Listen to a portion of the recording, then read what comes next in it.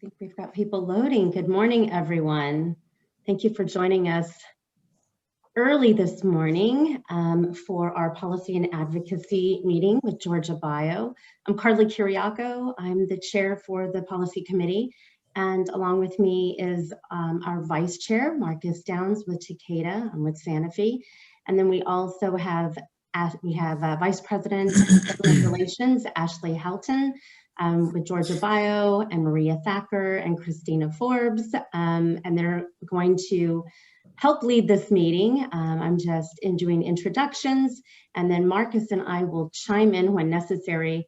But we thought this would be a great opportunity to do a post-session wrap-up and allow individuals to ask any pressing questions and also give you some general understanding of how we're going to be moving forward with some of our meetings in the interim post-session and some of the work that we're going to be focused on in terms of engagement and working with elected officials. So with that, I'm going to turn it over to Ashley and Sally to get started on our legislation and discussing some of the bills of interest that we've been looking at during this session. Thanks, Carla. Welcome. Good morning, everyone. Thank you, like Carla said, for joining us so early. I know a lot of you are on our policy and advocacy committee, and we really appreciate all the work that you guys did and helped us navigate through a really unprecedented session. For those who are joining us who are not on our policy and advocacy committee, welcome, and we look forward to giving you an update on what Georgia Bio did this session. I'm gonna let Sally Kilpatrick, our contract lobbyist with Cornerstone Government Affairs, kick it off first to let you know about our Rural Teacher Training Initiative. Good morning, everyone. Yes, this has been a priority of Georgia Bio's, I think now going on 3 sessions. We were able to get funding for our Rural Teacher Training Initiative, which of course puts the industry in the classroom around the state. And last year, given COVID, a lot of states were very conservative in their budgets and everyone took about a 10% cut. But thanks to Ashley and the team, we were able to restore our funding fully back this session. But we were also able to work with appropriators to move the money to a different department within the Department of Education where it's going to be administered. The money given to Georgia Bio, and it's a better fit for our group. It's a group that understands what our industry does, the pipeline, how important that pipeline is to the workforce. And so we're very excited that we have gotten our funding and that we have moved it to a department where we look forward to the partnership. The governor is still reviewing the budget. And in Georgia, the governor has line item veto. So we will look to that. We feel confident we'll keep our money through that process, but very excited, very, very, very excited about continuing this program that's very important to our industry. Excellent. Thanks, Sally. And just so you all know, Sally did all of the heavy lifting on this. She worked tirelessly during the interim and during session with the appropriators to get that money in the right spot, and we are so grateful. And I know that Kristen and Megan are especially grateful. The next item that we will discuss is one that I'm sure most of you have heard about, the Georgia Made Medical Manufacturing Act. This bill took, I want to say, 4 or 5 different iterations during session, finally landing on Senate Bill 6 in a conference committee. This would allow for companies involved in pharmaceutical and medical supply and device manufacturing to receive an additional $1,250 tax credit for all qualifying jobs. So those qualifying jobs would be new jobs as of July 1 from this year that are also eligible for the existing jobs tax credit. And I do not have the NICS codes in front of me, but if anyone needs those, I do have them on another document. I can send them over quickly if that would be helpful to you. So after a lot of political jockeying and going through several different versions and several different committees, this bill passed on a conference committee at the 11th hour on sine die. We were very excited to see its passage. We are very excited for the potential that it has for our industry here in the state. We were told last week by the governor's office that they were planning to sign it within the next 2 weeks. So we have not received an exact date yet. And Sally, you may know better than I don't know if they're doing a lot of big public bill signings. I think most of them so far have been either fairly small or just private bill signings. Is that correct? Yeah, I know he was in South Georgia signing some of the agriculture bills. I think some of the ones that they know that are no-brainers to go on and sign. And but yeah, they're heavily in bill review, and I don't think they've figured, all the details out on all the bills yet. Gotcha. So we will continue to monitor that and let you guys know when we have an exact date or when they tell us that they've signed it. But we have no reason to believe that they will not, or that they will veto. Everything seems positive right now.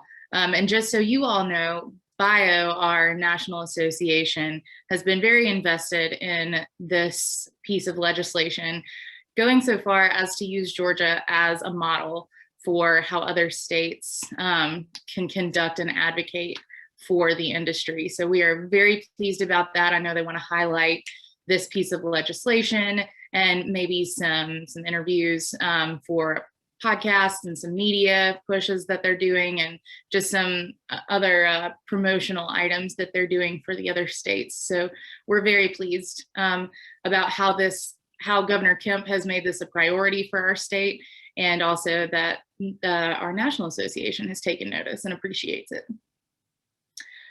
The next bill that we will talk about is Senate Bill 46. This was Senator Dean Burke's bill. It started out as a bill to allow for certain individuals to administer vaccines outside of a public health state of emergency. I think that included dentists and pharmacists. I know it took it had several iterations as well, but the final bill actually included something that we were very interested in. First of all, it did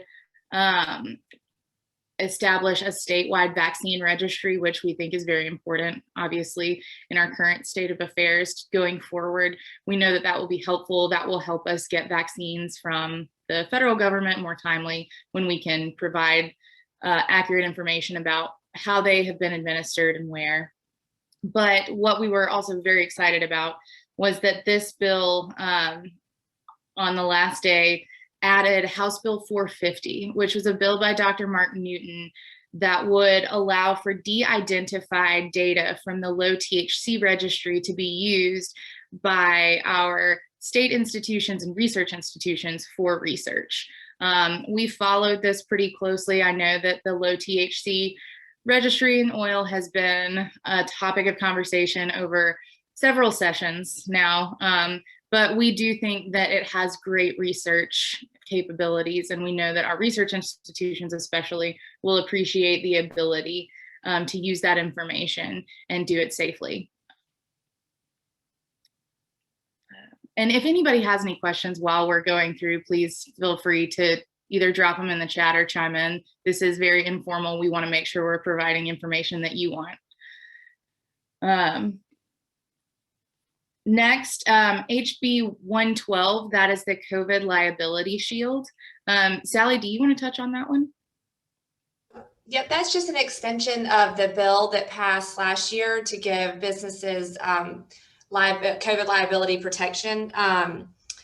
That was one that everyone expected to pass. We didn't see any issues with that bill this session, and it did. It passed, and we anticipate the governor signing that one. And I see someone just asked if, okay, two questions. Someone just asked if we know when the governor will sign SB 46. We do not. I have not asked about that one in particular, but I can, Victoria, and I can get back to you and let you know. And Drew, yes, we do have, I have about a paragraph or two on the Georgia Made Medical Manufacturing Act. Luckily, our portion was the shortest portion of the whole bill. When Sally and I went to meet with Senator Huffstetler, he told us that it was the shortest and cheapest, and we told him that that's why he should pass it. So it's not very long, but I can get that to you as well, Drew. And the last bill that I will touch on right now is House Bill 307. That is the Georgia Telehealth Act. Representative Sharon Cooper carried this, and it was a crucial piece of legislation this year. This expanded our ability for telehealth services. It allowed for physicians to give telehealth appointments even outside of their office. It expanded the range where people could receive them.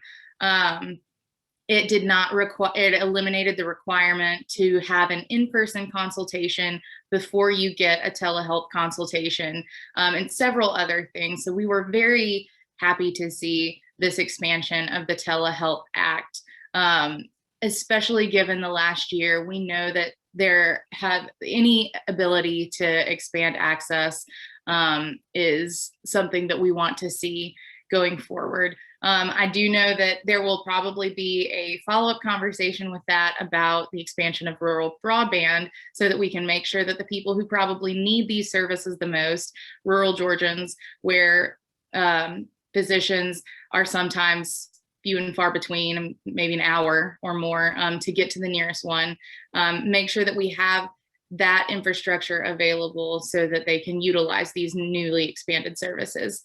So that's something that I'm sure that we will follow in the next session, that has, again, been a topic of conversation for several sessions now. And now I'm going to turn it over to Marcus to touch on 2 additional bills. Marcus, I think you're muted. Good catch. Thanks, Ashley. Good morning, everyone.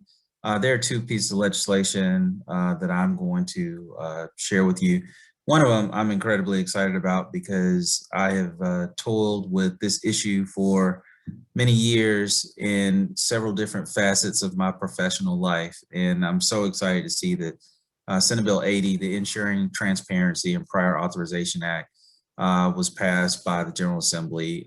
It was the lead sponsor was Senator Kay Kirkpatrick. She's a physician. I think what's really exciting is it seems as though the Physician Caucus really came together and put some language together that really made sense. And not only did the Physician Caucus come together, but it's also a bipartisan effort. And so it's exciting to see that every healthcare provider that was in the Senate took part in this piece of legislation. And you know, this is one of those good patient consumer acts. It's a consumer protection bill. Essentially, the idea is to deliver quality healthcare in Georgia and to foster a delivery so that it's cost effective, and you coordinate care between the providers, claim administrators, the insurers, and most importantly, utilization review. And so what the bill essentially does is define some standards for utilization review that have to be approved by the Commissioner of Insurance. And it's just exciting to see that this piece of legislation is passed. I know we've got a lot to cover, so I'm not going to spend a ton of time on that. The next bill that was really important was House Bill 567, which was sponsored by Representative Sharon Cooper, chair of HHS. This bill was about newborn screening, and it also created a genetic disorder committee. There's an item called the RUSP, the Recommended Uniform Screening Panel. Different diseases that are able to be detected either very soon after birth, maybe even pre-birth, can be life debilitating, and families would love the opportunity to know whether or not their child or their newborn has actually been impacted by any of those conditions. And so what the newborn screening panel does is allows for the state to test for certain conditions that are approved. Now there's going to be a committee that will actually make recommendations to the General Assembly on whether or not a condition should be tested for. One of the key components of this bill is that there's a time limit that this has to happen within 18 months. You'll see in several different states across the country, some of them actually are silent on the time period in which a test must be conducted. Some have a time limit of 2 years. I think 18 months is very fair, and the committee also has to make a recommendation on how much the test will cost. So it covers a lot of bases, and these are two very good bills that Georgia got through this year. Thanks. Thanks, Marcus. So now we are going to touch on a handful of bills that did not pass that will be carried over for next year, that we are either keeping an eye on because we are a little concerned about them, or something that we want to push. So I'm going to turn it back over to Sally. Yes, first off, we'll talk about ethylene oxide. That has been a very hot topic in Georgia over the past 2 years. Both BD and Sterigenics have come under fire for their emissions of ethylene oxide. And we know that ethylene oxide is very important for medical device sterilization. And so there have been bills passed 2 years ago requiring more transparency from companies who emit ethylene oxide. So that has already passed. And then there were 2 bills that were introduced this year that would put more reporting requirements on companies, stricter emissions monitoring on these companies. But EPD is in the process of reviewing 2 new air permits for both of these facilities. And I think that you will see that a lot of key policymakers think that EPD has this under control now. It's in their sandbox, and that the legislature doesn't need to pass any more bills that the regulatory agency can't already do. And so they are still alive. It is important to note that these also are going to probably become political in the sense that Jen Jordan is running for AG now. Eric Allen is going to run for lieutenant governor. And so this issue won't go away, but Georgia Bio and Avamed and others have been very, very helpful as a resource of information for legislators here in understanding the importance of ETO and what it means to our industry. So we will look for those next session, but hopefully there'll be no action. Excellent. Thanks, Sally. And just for those who might not necessarily work in that field, about 60% of all materials used to combat COVID were sterilized with ethylene oxide. So it's a top priority for us to make sure that our healthcare providers still have access to that to use safely. Carla, I might pull you in to this particular bill. As Senate Bill 1 got a lot of fanfare at the beginning of session. It was Dr. Dean Burke's bill about the changing the status of the all-payer claims. But it had one hearing and kind of hit a roadblock. Do you want to touch on that one a little bit? Yeah, I think, we saw the chamber engage on this issue early on, and trying to understand a little bit more about the ERISA plans and the carve out. This may continue to be a discussion point. Senator Dean Burke, this was an important bill, but I think we will continue to monitor it. It kind of died on the vine a bit. So I would anticipate we're going to still see discussions on this bill. So anyone who didn't have an opportunity to look at the language in the bill should. I don't believe that we felt that it really impacted us in any particular shape or that we were in harm's way, but I think it is an important bill to take a look at. Do you want to just go on to the rebate pass-through while we're talking about it? Go for it. And then, the next bill is the rebate pass-through, House Bill 164, which was State Representative Demetrius Douglas's bill, and then House Bill 823, which was sponsored by Mark Newton. As you know, he is an emergency physician doctor. Both these bills were really focused on passing along 80% of the rebate that happens between manufacturers and pharmacy benefit managers to help patients get some relief with prescription drug costs. Both of these are going to carry over, and the rationale behind really focused on this is they're both incredibly patient-centric bills. And as we know, this continues to be a topic of discussion, is high premiums and out-of-pocket costs for patients. So it's going to give us a good opportunity to continue the dialogue and educate elected officials on the how distribution process and how patients pay at the counter and some of the issues that our patients are facing. So we will continue to follow that closely, and then also engage in some of these discussions to help educate some of these elected officials that perhaps don't understand the whole process. We do have a number of physicians within the legislature, which is really good. And they've been incredibly instrumental and helpful on some of these issues. Carla and team, I just want you all to bring your attention to the West Virginia rebate pass-through, which was 100%, and it was recently signed by the governor of West Virginia. So we have a new piece of the model legislation to hang our hats on next year as we lobby on this issue. It was well received and was actually signed by the governor with 100% pass through. So that I thought that was something we definitely could use in our work arguments next year. Thank you, Melissa. That is great. That is great to hear. I did not hear that. It's one state I don't cover currently, but that would be great. I'll definitely look at First that. First state in the union to pass 100% pass through. So that is fantastic. Definitely something. Yeah. Thank you. Thank you very much. You're welcome.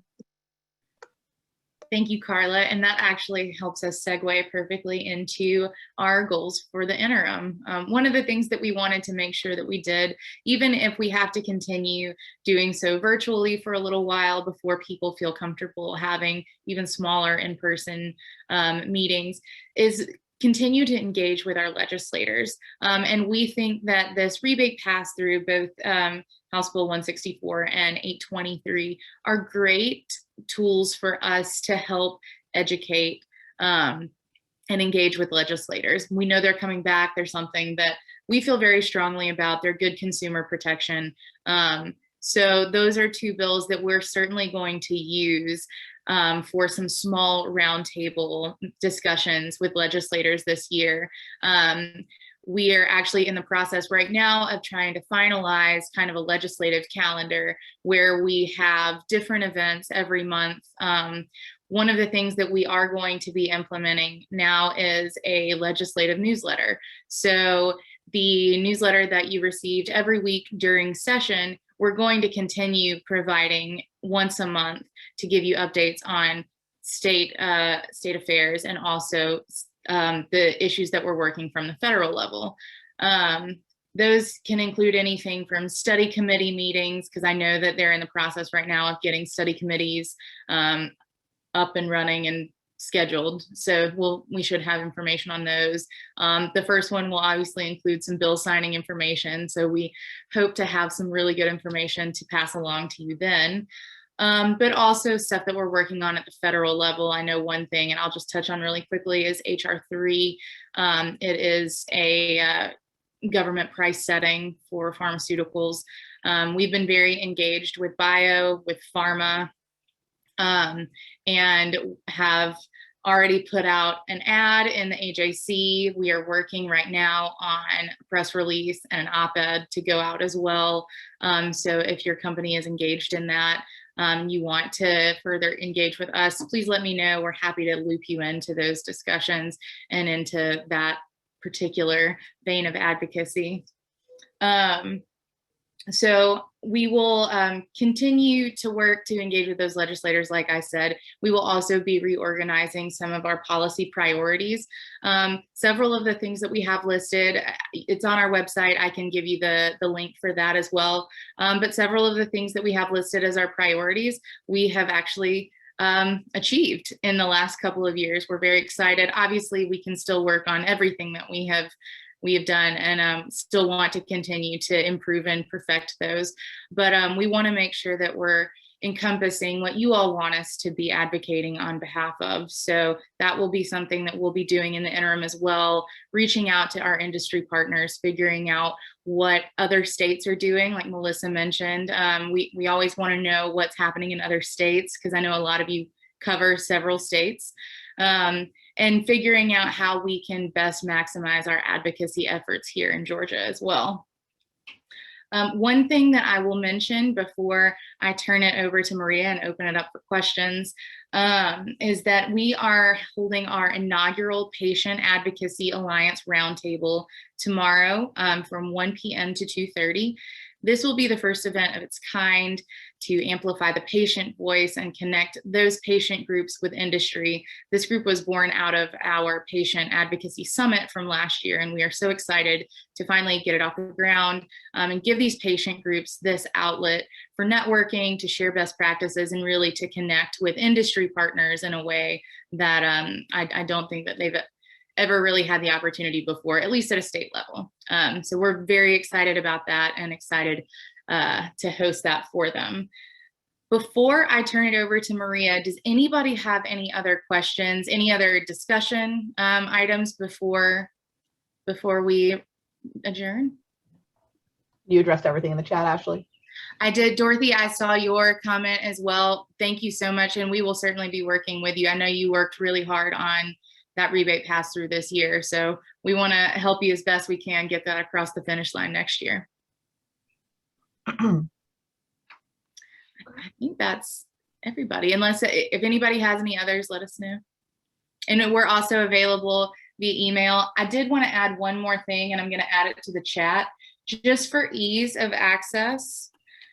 This is the link to Governor Kemp's signed legislation. They update this daily or as soon as he signs something. So if there's a particular bill, Victoria, I know you were asking about Senate Bill 46, they update this pretty regularly. So that's where you can keep track of those. And I'll also try to figure out when they plan to sign that piece of legislation.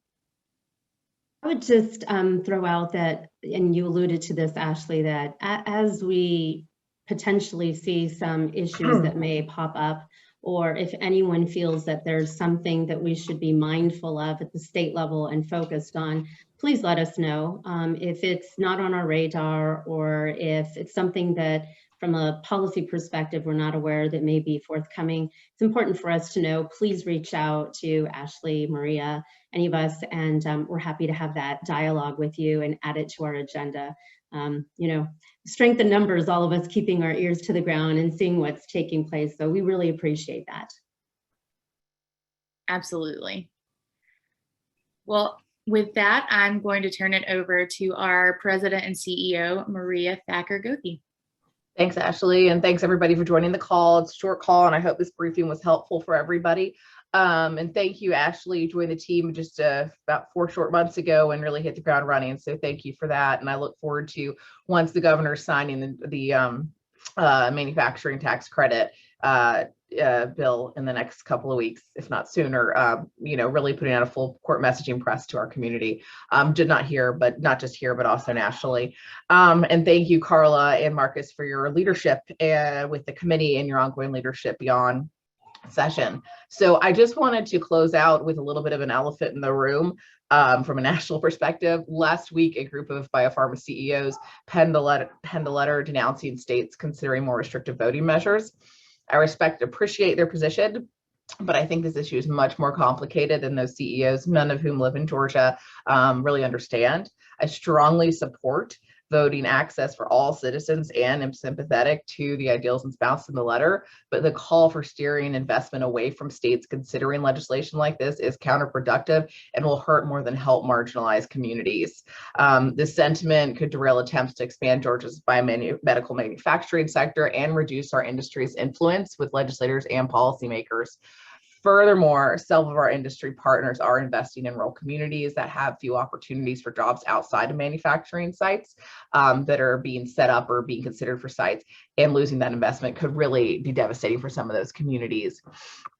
So calling on biopharma companies to find alternatives to investing or meeting in Georgia doesn't win favors with policymakers. It will close doors to us, not only at a state level, but also at a federal level. And frankly, it's just bad for the industry and bad for Georgia. The legislation passed by the Georgia General Assembly is currently being challenged in court, and we will continue to monitor that situation as it unfolds. If anyone does have any questions, please feel free to direct those directly to me. And I'm happy to jump on a phone call if needed to discuss this at all. But I just did want to, I know I've had a lot of people reach out in the last week and a half, and I just want to at least make a few remarks regarding that new law. But with that, I don't have anything else, and I don't see any questions popping up, and we're a minute past. If there's anybody else on the call that has a question or a comment and needs to come off mute, please feel free. Give it a second. If not, I believe, Ashley, just nod your head. I'm able to close this out and sign off, correct? Well, thank you all for joining. I hope that those of you on our industry council will join their council meeting on Thursday. All of y'all hopefully will be on our patient advocacy roundtable tomorrow. And also please save the date for our MedTech and Digital Health Summit in May. But with that, thank you everybody for joining us this morning, and I wish you a happy and healthy day. Thanks.